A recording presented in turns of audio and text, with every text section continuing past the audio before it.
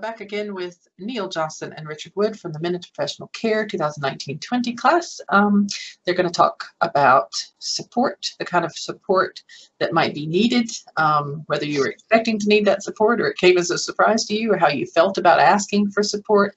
What kind of forms does the support take, how you go about putting that into place, whether it's formal through the college or informal through peers or what have you. So over to you guys. For myself, when I thought about support and what that kind of meant to me and what it looked like when I kind of started this journey, there was a few things that came to mind. The first thing we kind of touched on earlier on was really about we have a massive opportunity, or we have, and anybody does, to support each other as a team with your classmates when you start the journey. I think if you kind of look at it that way, it can be hugely beneficial as the year goes on to help each other out, talk to each other, share learnings with each other, share expectations, any fears, anything that's on your mind, and that can be a huge support, even if it's 10 minutes before your day begins when you're in the canteen, or it's 10 minutes when the day ends to discuss something that was on your mind. I think that helped. It helped me anyway, massively. Okay. So for myself, the support was something that was really important for me. So it's something that I'm quite open about now, but hadn't been previously. But I've suffered all the way through my life with some mental health issues. In my work history, it was something that I kept very, very hidden. But when I decided to come back to education and to start this process, I decided that it was something that I wasn't going to do anymore.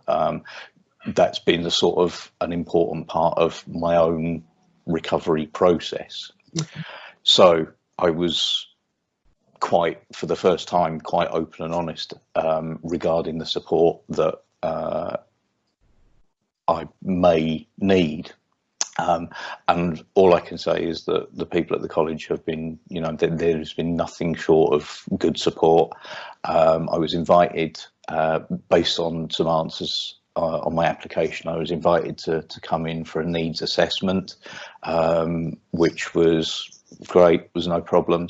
And out of the back of that, the college created what was called an ELS, an Extended Learning Support assessment for me, and that just basically explains any extra support that I may need, and just make sure that all the tutors are aware of what's actually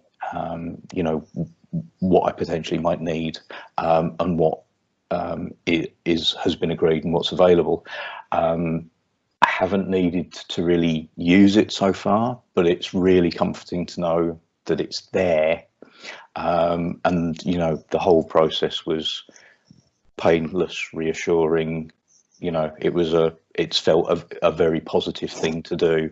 So I would recommend that if anybody feels that they need any sort of support for anything physical, mental, whatever, I would recommend being as open and honest about it as possible. You're not going to get anything negative from the college. The other thing that I thought was a huge piece of support that I wasn't really aware of at the time was the prep for HE work. So I think looking back, I looked at that as it was another class, and it was work that had to be done, and I had to make sure it was up to date. And it wasn't until really probably the last 3-4 months that I looked back on that and seen the real benefit of it, that how much it sat beside each unit or each class, because there's so much information there, whether it be reading, tips for listening, research tips. There's loads within it that if you use it really well or wisely, it can sit beside units like comms and mental health, or when you're doing assessments and exams. So I would say that that's kind of a huge piece of support that we've got available to us if we use it in the correct way, I think, or if we kind of take as much of it as we possibly can.